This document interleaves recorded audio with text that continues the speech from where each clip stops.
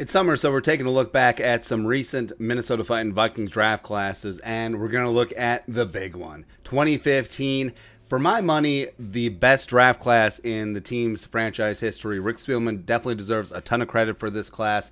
You have Trae Waynes, who's a solid starter for a number of seasons, then signed for stupid money with the Bengals. You have Eric Kendricks, who's the best off-ball linebacker in the game, getting him in the second round. You had Danielle, the real deal hunter, youngest player ever to 50 sacks, preeminent edge rusher, one of the P-word edge rushers.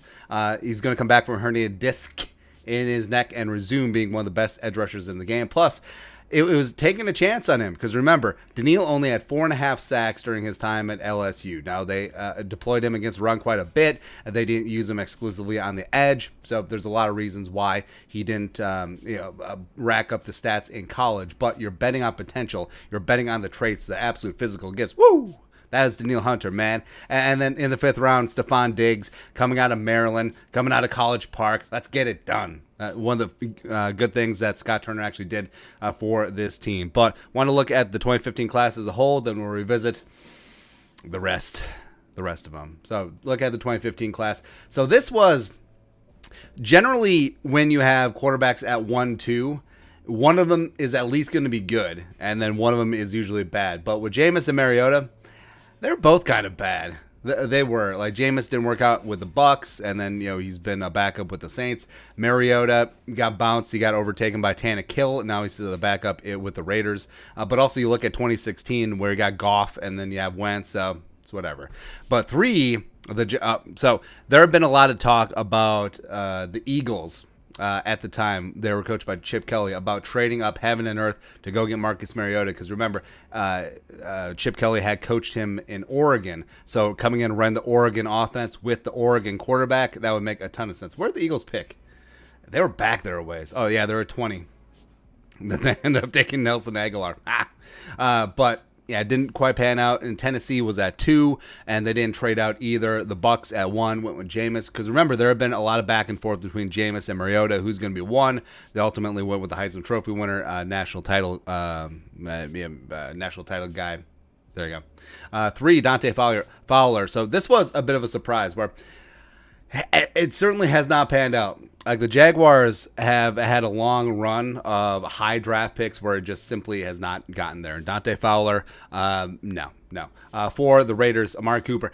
What is it with the Raiders where they get these really solid draft picks in-house, Amari Cooper, Khalil Mack, and then they just trade them? But Amari, for my money, is one of the more underrated wide receivers in the game. Love him with the Cowboys. I think he's got a really good thing going there in Dallas. Brandon Scherf at 5. Now, there's a big kerfuffle here because Scherf was projected to kick inside, and he has. He's been an all-pro guard for Washington, but is like, why taking a guard at 5? Well, if he's going to be all-pro, and if he's going to be a set-it-and-forget-it guy on your offensive line for 10-plus years, yeah, you're certainly fine doing that. Leonard Williams has really stepped up his game with the Giants. He got paid this offseason. Kevin White, woof, the whiff by the Bears at 7. And Kevin White, so West Virginia was post Rich Rodriguez, but they're still putting up Lulu numbers in the West Virginia offense, so it's kind of like is trying to separate the player from the stats. But Kevin White, he had the size, he had speed, he had everything. It didn't pan out. Vic Beasley didn't work out with the Falcons. Tennessee signed him up last year because they've been trying anything to get an edge rush going, and it didn't work out either. Eric Flowers, yikes. Todd Gurley at 10. Where Todd Gurley, you forget, like 3 years ago, Todd Gurley was the best running back in football, and then just couldn't stay healthy. He got paid with the Rams, then he got benched, and then he got run out of town by McVay. It's very similar to what happened with Goff. So where's Todd Gurley now? Oh, he's still a free agent. Yeah, that makes sense. Then 11, the Vikings took Trae Waynes. Now, there have been some controversy here because obviously Zimmer loves him some cornerbacks, and Trae Waynes at 11 made sense. He had speed, he had length, he played the run, but there was also Marcus Peters. Yes, Marcus Peters, kicked out of Washington, had all these attitude issues, but was just a stud, was just an absolute talent. And you've seen it pan out where Marcus Peters has had some high highs throughout his career, but he's worn out his welcome. He wore it out with the Chiefs, he wore it out with the Rams, and now he's doing solid with the Ravens. So Yeah, but at this point, would you have taken Peters over Waynes? I probably would have. Browns went with Mountain Shelton coming out of Washington, whatever. Andres Pete made a Pro Bowl, which I don't get it because I don't think Andres Pete is that good of a football player, but it's what it is. Devonte Parker. Did you know that he went to college with Teddy? And he's still in Miami, right? Yeah. So it's Devonte Parker and Will Fuller and Jalen Waddle. Yeah, it's a nice little trio there. Whatever Preston Williams brings. The Chargers took Melvin Gordon, which, didn't work out. And then eventually he ended up on the Broncos. Kevin Johnson, no. Eric Armstead, yes. I do love him. Marcus Peters, sure. Cam Irving, no. Aguilar had himself like a nice resurgence season with the Raiders, and then he inked up with the Patriots this offseason, just like everyone. Bud Dupree. I'm surprised Bud Dupree hasn't made a Pro Bowl. So he was solid with the Steelers, got the franchise tag. Now he got paid in Tennessee. Shane Ray, no. DJ, no. Shaq Thompson, no. Byron Jones, yes. Byron Jones down in Miami now. Lincoln Thompson, no. Landon Collins, yeah. All right, so going back to the Vikings class. So yeah, Trae Waynes at 11. And remember, this is the second year of Mike Zimmer. So 2014 was the first year. That's when they were originally at 8, and then they traded back and took Anthony Barr at 9. If only see, there you go. Anthony Barr at 9. Westwood up to no good. And Spielman has done this before, where he will draft teammates. Because I think what it is that you watch on tape, or he goes to a game and he sees like, oh, yeah, the player that we're scouting is really good, but this guy's pretty good too. So when he was at UCLA at Westwood scouting number 11, Anthony Barr, he looked at number 6, the linebackers, like, oh, that guy's pretty good too. So he put a pin on that, and then Eric Kendricks got scooped up in the second round. I think that he will eventually go down as one of the best linebackers in Vikings franchise history. I think that he still has 4 or 5 good prime years ahead of him, because not only is he a solid tackler, plus 700 pounds of man in front of him at defensive tackle now will certainly just keep him clean and let him do Eric Kendricks things. But also, he's a great modern-day linebacker in that he is the best coverage linebacker in the game. He moves like a safety out there. He really takes away the middle third of the field when they play Tampa 2, so he is that guy. Let me some Eric Kendricks. And, of course, Danielle Hunter, knock on all the wood. If health is there, I mean, this is the steal of all steals. It really is. Where, for a hot second, when Waynes is playing good, when Stefan Diggs was here and he was happy, I mean, this was it, man. You had 4 pillars of the team coming out of this draft class, and it was huge. It's huge. Well, even still, like Trae Waynes got paid big money with the Bengals. Stefan Diggs last year led the league in most of the statistical categories with the Bills. So, yeah, respect. I mean, all 4 of these guys are still nail drivers. And then you get to the 4th round. So, TJ Clemmings, I remember him coming out of Pitt. Had size that you liked, but I had issues with him lunging. And that was all over the scouting reports early on. Plus, he felt initially he was seen as like a second-round pick somewhere in there, but he had some medical issues that apparently didn't check out. He fell to the 4th round. And the Vikings, since they cinched up 3 defensive players, and the Vikings still had offensive line issues at the time, was like, okay, so now we have to go O-line. TJ Clemmings was the guy. Who was on board? Who's on board in the 4th round? All right, so TJ Clemmings at 110. Trey Jackson, no. Oh, the Quanjo brothers. I remember them. Jamil Douglas, no.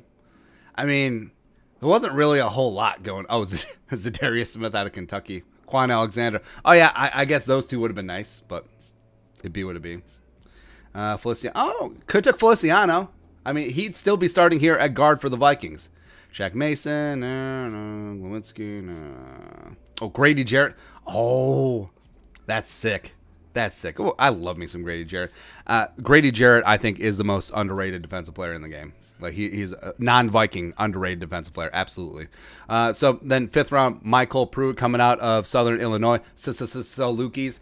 He was a pretty solid tight end 3-ish. Solid blocker. Built more like an H-back type role, but never really emerged. And then Stefan Diggs coming out of Maryland, man. Yeah, this happens sometimes because college receivers, obviously they're very dependent on quarterback play, and if quarterback play is not up to snuff, it can really impact the receiver. It can really impact his draft stats. That's why you have to bet on traits as opposed to just black and white production. So Stefan Diggs, his final year in Maryland, College Park, it wasn't good. It was not good because if I remember right, there was like 17 injuries. And by the end of the season, Maryland, the Terrapins, had like a linebacker playing quarterback, so a reverse Chaz Surratt. So Stefan Diggs had marginal stats his final year at Maryland. That's why he fell in the draft. Also, it was a very wide receiver heavy draft. Actually, this is fun too. Like which wide receivers went before Stefan Diggs? Because it was like 15 of them. All right, so let's go through. Amari, Kevin White.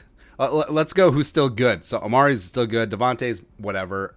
Aguilar's whatever. Perriman, yuck. Dorsett, no. Devin Smith, no. DGB, oh, no. This is the year that DGB keeps his head out of his ass and gets it together. Funchess, no. Is Funchess still on the Packers, or they let him go? Oh, he's still on the Packers. There you go. Because I remember he signed a free agent deal with them last year and then opted out.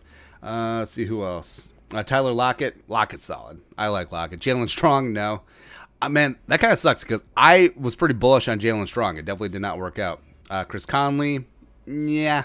So he's like a team. He was a team captain with the Jaguars. Did they retain him? Oh, no, he's with the Texans now. Everyone's with the Texans. Sammy Coates, no. Ty Montgomery, who converted to running back, no. Jamison Crowder, solid. I like him out of the slot. I wish the Jets would have cut him, but no. Justin Hardy, Vincent Mayle, no. It's probably delivering mail at this point. DeAndre Smelter, probably working in a smelting factory. Rashad Green. So Rashad Green, if you play fantasy, like Rashad Green was this deep, deep sleeper for a number of seasons, but it never panned out. Tony Lippett, J.J. Nelson, Dynamite, Kenny Bell. I like Kenny Bell coming out of Nebraska. Keith Mumphrey. Why does that sound familiar? Nah. Kalen Clay, Jeremy Davis, Evan Spencer. But Sass, do we miss Diggs? Yeah, because I think we were going super deep. Kenny Bell, J.J. Nelson. Wait, did we just miss him? We're looking at the right year. Stefan Diggs, 146. Okay. How do we miss him? We had wide receiver highlighted. Anyways, that's whatever. So, yeah, Stefan Diggs, very, very late in the draft process. But, of course, the Vikings got a steal. And, yeah, it just didn't work out long term. We'll always have the Minneapolis Miracle. It's in the background. There you go. And Tyrus Thompson. So, if I remember right, Tyrus Thompson was the only player of this draft class that didn't make the initial 53.